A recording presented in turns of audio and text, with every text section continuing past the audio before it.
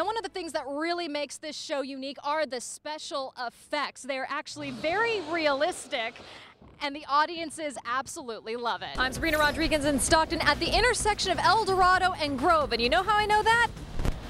Now, some of the biggest changes: Lodi's branch of the court was closed, still is. Tracy's branch closed, that still is. And a commissioner was laid off. I'm Sabrina Rodriguez, yes, and we are still fighting zombies out here at the zombie train. And, oh no, Alex, they're coming after you. They're attacking my cameraman. We'll stick around. We're going to see if Alex actually survives and explain how you can take part in the Sacramento zombie train. Now, we hope this never happens, but just know if you ever find yourself locked in your vehicle, it doesn't necessarily mean that you're trapped. There's 4 doors, mostly 6 windows. You break one of them, you get out of the car. That's Eric Foster, owner of Central Valley Towing, who showed us the easiest way to get out is kicking out the windshield. He said the trick is to go for the corners and edges and stay away from the middle of the glass. Now, there are tools specifically designed to get you out of a car. They can cost $20 or more and include a seatbelt cutter, a window spike, even a flashlight. But when it came to breaking the window, we tried and tried, but couldn't get it to break. Eric wasn't surprised. Some of those are just not made well at all, and they don't work. What did the trick? This small automatic center punch. You can get it from Harbor Freight for about $3. Now, what did work on that all-in-one tool was the seatbelt cutter. The trick is to pull the belt tight and move the cutter side to side, not up and down. I cut through this in about 20 seconds. So if you have tools or don't and find yourself stuck in a vehicle, Eric's advice is simple. Not to panic and to find a way out of the car. Step out. Step out. These horses reach all the way down and touch people's hearts. And that's what's happening at Boots and Saddles, a horse therapy program for veterans.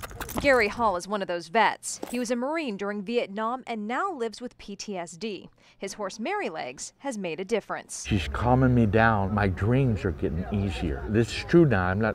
I have cut my medicine in half. And he's not the only success story. Notice calming effect when I get on board. Daniel Crowley served on a submarine during the Cold War. He developed Parkinson's about 4 years ago. I'm taking medication for it. Next month I'm going in for a implant surgery like Michael Fox has got. But when he gets on the horse, something incredible happens. The shaking stops. Even better, It stays for quite a while after I get off the horse, too. So one of the really cool things about this program is that not only are the veterans getting a second chance at life, the horses are as well. They are all rescues. These are all horses that were thrown away, people no longer wanted or could use. Our veterans really identify with a horse that's been thrown away. Susan Albritton helped start Boots and Saddles 3 years ago. The healing power of horses is amazing. They're always honest with their feedback, and that's what the veterans appreciate. I'm supposed to be a hard, tough Marine. Well, it don't feel like that when you're out in a big pasture.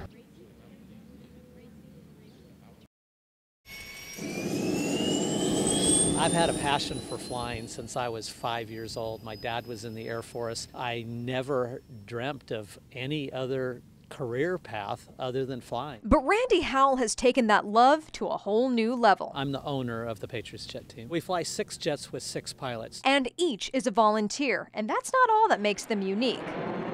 While sequester cuts have grounded the Blue Angels and Thunderbirds, the Patriots are still flying. It's the only civilian-owned jet team in the United States. That means a lot of freedom. Jets typically can only loop and roll. However, we do a few maneuvers that the Blues and Thunderbirds don't do, and you can see it this weekend at Race Sonoma at 12:20 on Sunday. In fact, it's the only jet show in Northern California this summer. But for a sneak peek into what they can do, I look official, don't I? Randy is taking me for a ride. You know what not to touch, correct?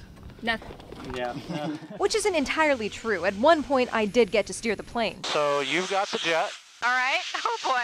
See? No hands. And a right turn and lower the nose. Push the nose forward a little bit. But Randy handled the fun stuff. I'll do a 4-point roll. All right. We're at 0 airspeed right now. We call this pigs in space. We're going to go to 6 Gs. Will you be ready for 6, you think? All right. There's vertical, and we're going to roll it. We're going straight up and rolling. And while a need for speed may be the common phrase, here's what real pilots say. It's addictive. You get going, and you just go, I got to have Gs today. They're heart healthy, good for your brain. They're a wonderful food and they're quite tasty. And this season, California is going to have its third largest walnut harvest in history. That's 495,000 forecast tons. Some of that is coming from Noreen Ranches in Rio Oso. And owner Donald Noreen is excited for this year's crop. We got a lot more edible walnut to sell around the world, and it's high quality. So when we're talking about California's third largest walnut harvest, we're not talking about quantity, we're talking about size. This year's crop is a whole lot bigger, and there's a reason for that.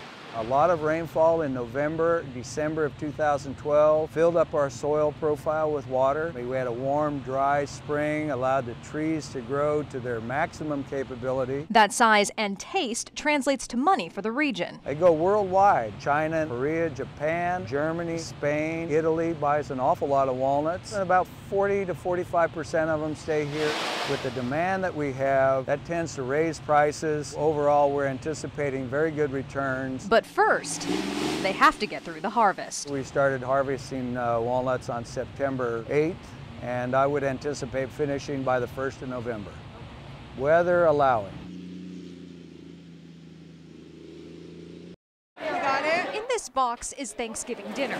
Turkey, potatoes, and some extras. Would you like a book? Given out by the Emergency Food Bank of San Joaquin County for free. Come on through, please. Which means there was a wait. About 3 hours. 3-4 hours. But it was worth it, you know what I'm saying, if you want to feed your family. But some people have been waiting much longer than that. Camping out since 10 o'clock in the morning yesterday until today in the freezing weather. Rebecca Knott is the food bank's executive director. They hand out food baskets every year, but have never seen it like this. Even our obligatory fast forward of the line can't show you how many people are waiting. This is unbelievable. In previous years, we have top 2,000 people. This is about 4,000 right now, and it's still coming. Seeing this line shows just how great the need actually is. But what's most interesting is that most of the people who are waiting in line here to pick up their food, they mostly have jobs. They just don't make enough to afford Thanksgiving dinner. This is working poor. 77% of the people that we serve are working poor or seniors that are receiving their Social Security money, but that is not enough. And for the people who are standing in line, like Herman Campbell, the food means A whole lot. I could eat, my kids can eat. God is good. We're going to have a good Thanksgiving. Carlos Gutierrez and his wife Emily are lucky. They got their basket, but those at the end of the line... I'm concerned about running out of turkeys. Even if that happens, the food bank will turn to their stash of Christmas hams to give out. Rebecca just hopes they'll be able to replenish the supply. The need doesn't stop on the day of Thanksgiving. It continues. Thank you, Food Bank. It's a dream most ball players have. Going pro. Few make it, but now there's some help. We started back in 2012, and the purpose is to give college guys a shot to go to the next level. They're called the Sacramento M's, a team made up of college-level baseball players who play during the summer when school is out. M's pitcher Austin Avansky was at Sierra College. Develop my skills as a pitcher and try to get better as a ball player. Then there's outfielder Matthias Branning. We get a lot of innings in, which is just the experience is what's been the most beneficial. The learning curve is real steep here in baseball, so you always have to practice, you always have to be on your game. Dominic Morris is the general manager. He helped bring coaches and a former MLB scout to their practice and games to give pointers and maybe make a call. And while the goal is serious... That's her cousin behind. What is it like playing with these guys? It's a blast. I mean, how could you not love this guy, right? Along with the fun, they're also looking to the future. Arizona State. And you want to play ball for them? Hoping to. Academics is my main focus right now. And even if the majors are a long shot, it's nice to dream. Bruce Bochy's listening. Go ahead, give me a call. I'll be out there.